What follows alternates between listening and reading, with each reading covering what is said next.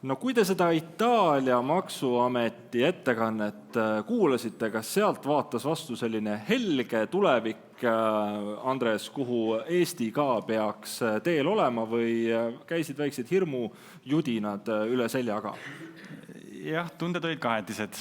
Võib-olla hakkan natuke varasemast pihta, et kes olid ennem suures saalis, siis Sandra Särav alustas kohe sellise tegelikult päeva kokkuvõtva lausega, et meil ei ole eesmärk mingisugune konkreetne aruande digitaliseerimine või digitaliseerimine sellisena kui üldiselt, vaid meil on eesmärk efektiivsuse tõstmine.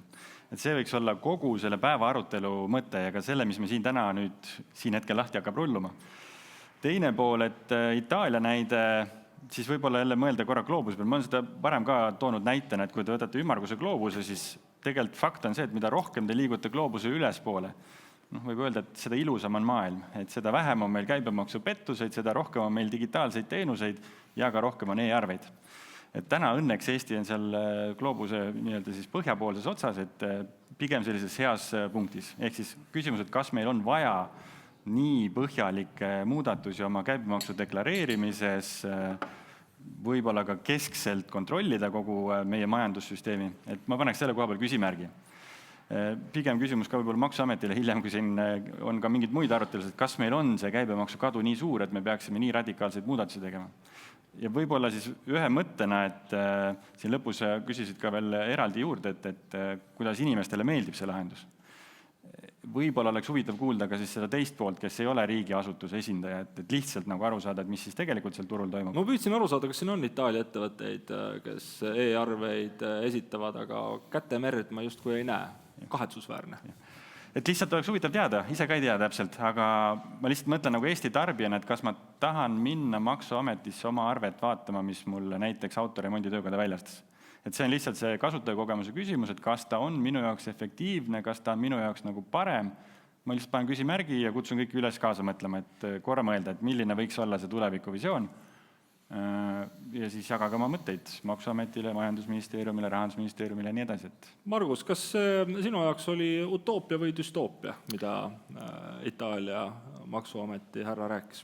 Ei, ta ei olnud minu jaoks utoopia selles mõttes, et mul on väikene kokkupuude Poola raamatupidamisega, kuna Merit tegeleb ka Poola turul ja poolakad on liikumas täpselt samas suunas, mis itaallased, ehk et samamoodi tuleb riiklik kesksüsteem ja kõik hakkab läbi sealt käima.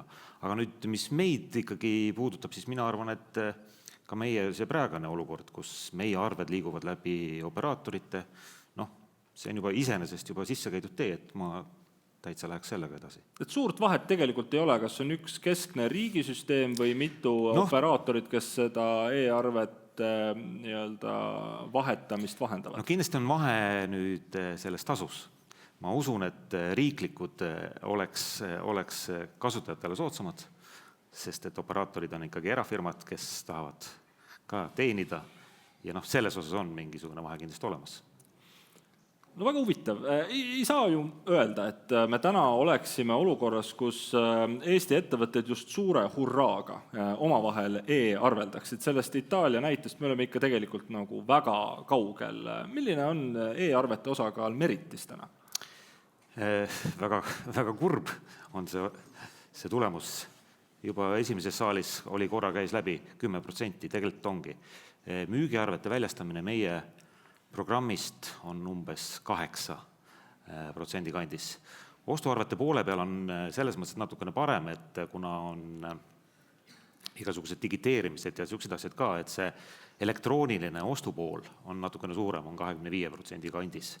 Aga jah, müügipool on endiselt väga väike. Andres, kuidas seda ikkagi nüüd tõstma peaks? Mille taga see asi on? Kas on vaja lihtsalt lüüa ettevõtetele seadusega pähe, piltlikult öelda, et homsest või aasta pärast muutub asi kohustuslikuks või tegelikult võiks ka see tehnoloogia olla intuitiivsem, võiks kuidagi pehmelt, mõnusalt nügida armastusega neid e-arvete juurde viia. Soojakallistusega.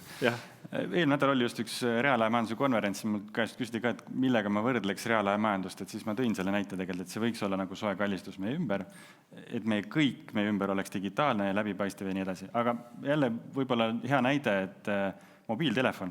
Meil kõigil on taskus, aga mobiiltelefoniga on suht vähe teha, kui seal ei ole SIM-kaarti. ja see arveoperaator täna ongi minu SIM-kaart, avab mulle võimalused, et siin esimeses ettekandes oli ka, et piiriülesus, väga hea, SIM-kaardiga ma võin täna helistada suvalisse maailmapunkti sisust. SIM-kaart võimaldab teha kohaliku kõne, saada sõnumeid, pilte, mida iganes teha. Et see arveoperaator on see sama kiht ja arveoperaator täna ei ole maksuamet, ehk siis täna mobiilioperaator ka ju ei saada minu kõnesalvestusi kellegile kolmandale osapoolele. Aga mida ta teeb, on see, et ta tagab mulle esiteks turvalisuse ühenduse, ta tagab mulle selle, et see ühendus toimib ja see on ka läbipaistev, ehk siis ma tean, kus mu sõnum parasjagu paikneb, kus mu kõne parasjagu paikneb. Aga mis ta veel lisaks toob, seal on vähem vigu. Ehk siis ma ei pea muretsema, kas see füüsiline sidekaabel kuskil on katki, mis standard seal parasjagu kehtib või et millised roamingu tasud kuskil on. Mina tahan saata oma arvet, mina tahan teha oma telefonikõnet, et võib-olla kõige lihtsam paralleele näide. Miks ta ei lenda? Jah, seal on ka erinevaid arutelusid, võib-olla see on, ja võib-olla ka maailma näide tuua, et maailmas on 2 elementi, mis panevad arve lendama. Esimene on siis riigi sund, mida on rakendatud nii Itaalias, Taanis, ka mujal, järjest rohkem seda rakendatakse. See mõjutab turgu üldjuhul kahjuks või õnneks siis positiivselt. Ja teine pool on see, et turg ise näeb, et efektiivsust on vaja tõsta. Raha on vaja saada kiirem liikuma, arves peab olema vähem vigu, see järeltöötlus on alati kallis ja kulukas ja ma pean teadma, kus mu arve asub. Mis siis raamatupidajad peaksid tunnitasu 10-kordistama ja siis läheks kõik e-arvetele üle või? See võib olla ka üks viis, see on sunnivorm, ehk siis ma sunnin rohkem maksma, järelikult ma leian alternatiivi. Aga ei, ma loodan, et seda ei juhtu, et pigem vastupidi, et siin ennem olid hästi ilusad kokkuvõtted tegelikult, et raamatupidaja ei õppinud andmesisestajaks ülikoolis. Raamatupidaja õppis finantsaruandlust, finantsjuhtimist ja muid asju. Et see peaks olema tema põhitegevus. Jälle me jõuame sõnani efektiivsus, et ma teen seda, mida ma tegelikult oskan ja tean. Ei ole kuldvõtid. Täna Eestis, kui siin ennem esimeses saalis ka toodi välja, et meil on üle 200 000 majanduslikult aktiivse juriidilise keha, siis nendest jah, täna äriregistris 16 067 on märkinud, et nemad tahavad saada e-arveid. Et tõesti see protsent on madal. Nüüd, kui oli küsimus ka konkreetses näiteks tarkvarapõhiselt, et kui palju on seal e-arveid, meie arveoperaatorina näeme natuke teist numbrit, aga me näeme selle tõttu, et meie kliendid on ka siis nii-öelda rohkem e-arvele võib-olla avatud või siis mõtlevad ka ainult selle peale. Margus, kuidas seda PDF-ide armastust, mis meil kõigil on, või tšeki pildistamise sõltuvust, millega minusugused mikroettevõtted ikkagi tegelevad päevast päeva, kuidas teie poole pealt seda nagu vähendada saaks? Kas te tajute ka, et teil on mingi vastutus, et see peaks olema kuidagi intuitiivsem, lihtsam, et see sama Meriti kasutamine võiks muutuda ka juhatuse liikmele sama arusaadavaks nagu e-mailist selle PDF-i vaatamine, mis on ju see, kuidas paljud ettevõtjad täna oma arveid vaatavad ja haldavad? Kui me nüüd võtab selle juhatuse liikme, kes tahab vaadata kuskilt seda PDF-i, siis see võimalus on talle praegu olemas. Kui see arve jõuab meie programmi elektroonselt ehk et e-arvena, siis on meil olemas süsteemid, mis näitavad seda juhatuse liikmele seal meilis või telefonis. Aga jah, ega siin, kuidas neid suunata, me oleme teinud kõik selleks, et oleme teinud selle e-arve nupu teist värvi, oleme mõelnud ka siin vahest naljaga pooleks, et võtame siis PDF-i nupu üldse ära, et otsigu taga, aga eks Präänikuga proovisite, nüüd tahate proovida ka kaikaga. Jah, et eks see tulebki leida niisugune kuldne kesktee ja kogu aeg tuleb sellest lihtsalt rääkida. Ega siin muud ei aitagi. Miks nad ei aktiveeri on see, et mul on nii mõni üksik arve, mis ma ikka sellega jandin, et ma sisestan selle 2 minutiga ära ja tegelikult ei ole see nii. Mina ei ole Meritis veel ühtegi ostuarvet e-arvena saanud. Ma täna hommikul alles e-äriregistris tõesti aktiveerisin selle ostuarvete vastuvõtmisega, aga kuuldavasti kipuvad need e-arved minema kõik sinna kinnitamata ostuarvete juurde. Isegi ma ei tea, elektriarved, mida on korduvalt juba tegelikult makstud ja kinnitatud, kõik nad tuleb käsitsi üle kinnitada. Kas see vastab tõele? Kas see on see, mis mind nüüd ees ootab? Kas see võib olla osa põhjusest, miks ettevõtted neid e-arveid kuidagi nagu pelgavad? Jah, praegusel juhul ta vastab tõele, aga seal on ka mitmeid põhjused, sellepärast et see teine pool, kes sulle saadab arve, meie süsteemis ei ole kõiki neid samasuguseid tooteid, artikleid, ehk et keegi ikkagi peab seal selle sidumise tegema. See on nagu üks põhjus ja teine, mis on ka, et ei ole vaja seda arvet kuskil direktori laua peale viia, vaid see direktor saab selle seal programmis kinnitada. Aga see kinnitamisprotsess, ma kinnitan sulle, on väga lihtne. Ühe nupu vajutusega vajutada, et jah, sobib ja salvestanud ostuarveks. See on ka selles mõttes kontrolliks ikkagi, et sa näed, et see arve, mis sulle saadeti, oleks see, mida sa ootasid. Kui nüüd Eestis me läheme üle sellele nii-öelda Euroopa e-arvetele, kas siis võib tekkida siin turul ka mingisugune nagu tihedam konkurentsisituatsioon, et ma ei tea, mingid suured üle-euroopalised raamatupidamisprogrammid muutuvad järsku ettevõtetele atraktiivsemaks selle tõttu, et ma ei tea, neil on seal võib-olla tehisintellekt rohkem kasutusele võetud, tunnete, et siin mingisugune konkurents ka selle nii-öelda Euroopa e-arvetega võib muutuda? Ei, mina väga nagu selles mõttes, et ei tunne, selles mõttes, et jah, nad võivad küll neid e-arveid vahendada, aga raamatupidamine ikkagi käib Eesti seaduste järgi, neil ei ole praegusel juhul küll neid Eesti käibedeklaratsioone ja muid nüansse, mis on Eesti seadustest tulenevad, et otseselt ma nagu selles osas ei karda, et see võib-olla on e-arvete vahetamise koha pealt, võib-olla tuleb operaatoreid äkki juurde, kui hakkab liikuma see Euroopa standard, aga see on juba operaatorite poolne. Andres, millist rebimist sa tegelikult turul tehnoloogia poolelt näed? Ma arvan, et see on ühtepidi positiivne muutus. Ma nõustun sellega, et täna Eesti majandustarkvarad on ikkagi ütleme, suures osas kas Eesti või Baltikumi põhised teatud funktsionaalsuses, liideste osas ja nii edasi. Arveoperaatorite koha peal kindlasti ta avab, sest seesama müstiline akronüüm VIDA, mis oli korraga päeva alguses mainitud ja siis siin uuesti ka tänases esitluses, VIDA ütleb tegelikult paar asja, et ta ütleb, et kui sa hakkad täna midagi ehitama maksudeklareerimise mõttes, siis mõtle ehitusplokkidele, mis juba on olemas. Esimene on siis sama Euroopa e-arve norm, keegi tahab hiljem guugeldada, see N16931 on see akronüüm, saate kohe hästi palju infot. Kohe hakkan lugema. Ja teine seal juures on PEPOL ehk siis see transpordikiht ka, ehk siis antakse sulle andmemudel ja kuidas seda transportida. Seda sama komplekti suudab pakkuda tõesti väga suur hulk ettevõtteid, et see ei piirdu enam nende 5 operaatoriga, kes Eestis täna toimetavad, vaid see number kasvab hüppeliselt.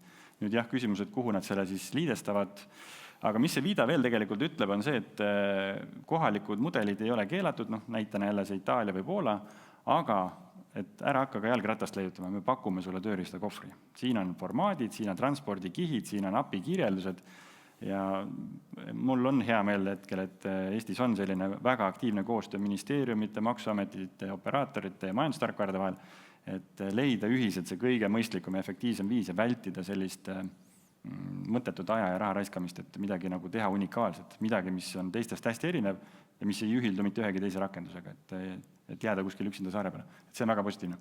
Ma tänan publikut, kes on workshopis suure hooga käivitunud. Siin on kohe palju tähelepanekuid, võib-olla mõni neist isegi klassifitseerub küsimuseks, aga ma loen mõned populaarsemad ette. Pole õige öelda, et riigi lahendus on tasuta, me maksame selle kõik kinni ja ei suuda mõõta reaalset teenuse maksumust. Ja siis midagi, mida võiks nimetada küsimuseks, kas riik peaks looma süsteeme, millega konkureerib erasektoriga või pigem looma integratsiooni eralahendustega? Siin on jänese kõrvupeidus, et seda teemat on hästi palju pikalt laialt arutatud. Et kui ma nimetasin ka, et täna on Eestis 5 operaatorit, siis nendest üks tegelikult on Eesti riik ise. Kõik on kuulnud e-arveldaja lahendusest, mis on äriregistri juures. Seal on olemas majandustarkvara funktsionaalsus, eks sa saad teha oma raamatupidamist väikeettevõtjana, väga hea tööriist, kui sa näiteks oled turule värske tuli ja sa ei oska kuskilt alustada, riik pakub välja sulle hea lahenduse. Aga seal on ka lisaklausel, et saada ei võta vastu oma e-arved. Et see on see koht, kus nüüd jah, mõnes mõttes riik aitab alustavat ettevõtet, väga positiivne, aga kui need mahud lähevad suureks ja see sama odavat lihtsat lahendust kasutab mingi suurem ettevõte, siis ta tegelikult konkureerib nii-öelda teiste arveoperaatorite, kes on äriettevõtted. Et see on selline balansi koht, kus ma arvan, et täna riik ja ettevõtjad teevad head koostööd, aga tulevikuks nagu küsimärg ja võib-olla arutamise koht, et kui kaugele ja kui võimsaks see lahendus peab nagu arenema ja edasi. mõned soovitused Meritile ka, tehke PDF-arve saatmine keerukamaks, see on pälvinud heakskiidu ja siis ikkagi ka miks ei ole Activas juba e-arve vaikimisi esmane e-arve esitamise kanal. Aga ma küsin siia ühe küsimuse veel juurde, mis on tulnud workshopi, et arvemanuste saatmine on üks teema, miks osad ettevõtted e-arveid kasutusele ei võta ja sellest ka küsimus. Miks ei ole e-arvega kaasa pandud mitme PDF-manuse edastamine operaatorite vahel standardiseeritud? Näiteks tahaks e-arvega koos saata ka töödeakti pakkumise kliendile, aga ei saa paraku, sest need ei pruugi saajani jõuda. Lähme ikkagi tehnikaosakonda ära. Andres võib-olla on siin väga õige märkus, operaatorid kõik seisavadki peegli ees ja häbenevad, sest see on kunagi ajalooline kokkulepe ja tuleneb tegelikult turvalisust. Me ei tea, mis on see faili formaat, mis selle arvega kaasa antakse, kui suur ta on, ta võib mingi süsteemi ära lõhkuda. See kõik mure laheneb niipea, kui see 1. juuli 2025 kätte jõuab. Raamatupidamisseadus on ainult Euroopa norm, seal on ilusasti defineeritud, kuidas manuseid transportida, kui on kokku lepitud ka transpordikiht, milleks on PEPPOL, ehk siis võime lihtsustatult eesti keeles öelda ülemaailmne arvete internet, siis ka seal on kõik see manuste pool ära lahendatud ja siis me jõuame lõpuks selleni, et postiljon toob küll kohale, aga see keskkond, kus ma seda vaatan, see majandustarkvara, mingi muu rakendus, et millised on tema võimekused. Kas ja kuidas ta neid kuvab, kui palju ta neid kuvab, aga see on koostöö koht, aga ütleme nii, et maailm on liikumas selle poole, et need manused aktid liiguvad kaasa. Kuidas Meritis nende e-arvetega on? Kas võiks ikkagi olla esimene valik, et ainult e-arvet saabki saata ja see PDF on seal kusagil peidus? Noh, jah, see juba oli korraks teemaks, aga ma tahaks öelda ikkagi, kui arve salvestatakse, müügiarve, siis sellel hetkel me koheselt kontrollime, kas saaja pool on e-arve võimekusega ja e-arve nupp on kõige erksam seal. Ma tunnistama, on ka minu silma see riivanud heas mõttes ja olen seda sageli vajutanud. Ma tahaks öelda, et ta on esimene valik. Mida ikkagi peaks teadma ja tegema nüüd üks ettevõte või asutus, kes lihtsalt tahaks arveldada? Kui me siin räägime igasugustest uutest standarditest, millest me tõsi täna oleme rääkinud üsna vähe, aga no ikkagi mingid ISO standardid, klassifikaatorid ja muu segane, kuidas ikkagi sellega nüüd toime tulla, kui meil seadus muutub, standardid lähevad keerukamaks, mida see vaene ettevõte peaks nüüd selles olukorras tegema? Ma arvan, et ettevõtjal ei tasu üldse muretseda. Seda kõike toetab tema kasutatav tarkvara, toetavad operaatorid, et ega ettevõtja jaoks ei muutu siin mitte midagi. Mitte midagi muutub, kallimaks ka ei lähe või? See on juba nüüd jälle teine küsimus, millel mina kindlasti ei oska vastata. Noh, mis veel rääkides kallidusest, siis saatke Meriti enda vahel e-arved. Merit ei ole selle peal väljas, et raha korjata e-arvete saatmise eest, kõik on tasuta. Kõik, kes on Meritis, saavad jätkuvalt oma vahel e-arveldada tasuta. Täpselt nii. Ma saan aru, Billberry on ka tasuta. Miks seda pole integreeritud? Ta on meil vist mingisuguse abilahenduse kaudu tehtud, aga kuna nad on alles ikka väga värsked tulijad ja nende turu osakaal on imepisike, siis lihtsalt ei ole veel jõutud. Aga kaalute, väga hea. Kas Maksuamet saab kohe kõik teada? On ilmselt see teine suur küsimus ja võib-olla müüt, mis ettevõtteid e-arveldamisest tagasi hoiab. Kuidas siis sellega nüüd on? Need samad XML-failid, keerulised andmeread, seal tundub, et seal on ju kõik kirjas. Väga täpselt isegi ei saa aru, mis seal kirjas on, aga küllap seal kõik on kirjas.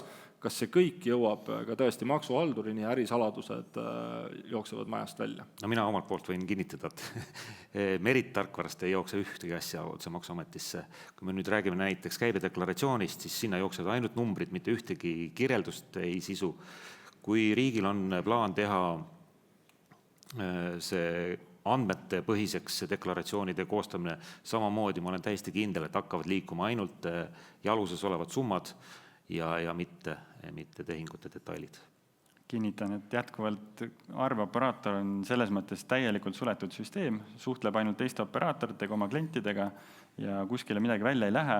Jälle võib-olla nagu hea mõte, et kui mobiiltelefoni näide, et meil on nelinurk, meil on helistaja, meil on vastuvõtja, seal on aparaadid, need omavahel suhtlevad, siis selle tegelikult viida mõte on ka see, et see sama skeem jääb kehtima, need tarkvarad jäävad turule. Maksuamet tuleb ühe turu osalisena, kellele võib infot edastada nii see operaator, see tarkvara kui ka see siis osapool ise ehk siis turg jääb avatuks, tänased lahendused jäävad ja mõte on see, et tegelikult, et tarbijal ei pea olema peas kõik need formaadid, standardid ja pidevad muudatused, tal on valinud omale partneri, kes võtab kogu selle peavalu enda peale. Minu mure on lihtsalt tagada oma äri toimimine, arved ära tasuda õigel ajal ja kõik see nii-öelda musttöö tehakse minu eest ära, et neid hirme ei ole vaja. Mis need head tehnilised lahendused on, millega tegelikult nüüd arendajad võiksid pingutada, et need e-arved päriselt muutuks atraktiivseks ettevõtjate jaoks? Ma ei tea, kas tehisaru võiks kolida kuidagi sinna vahele, hakata asju lihtsustama? Mis on võib-olla mõned sellised huvitavad trendid, millega arendajad tegelevad praegu? Jah, kindlasti on see tehisaru tulek ehk et selle teise poole arve sissetulekul nende asjade ära tundmine, mallide tegemine on kindlasti üks see, mis aitab veel rohkem lihtsustada raamatupidaja tööd. Sa tõid hästi hea näite enam, et need kuskil pargitud kinnitamata dokument, et see kõik e-arveldus võimaldab mul ühe korra teha protsess manuaalselt läbi, tekitada mingi mudel või skeem, järgmisel korral see sama toiming toimub juba automaatselt. Ehk siis mul on e-arve, mis on andmesisend, kvaliteetne ja ma sinna külge lisandväärtused ja peavalu jälle vähemalt. No aeg lendab, kui räägid e-arvetest. Kuidagi ei saagi aru, kuidas on see paneel läbi saanud. Aplaus panelistele, aitäh!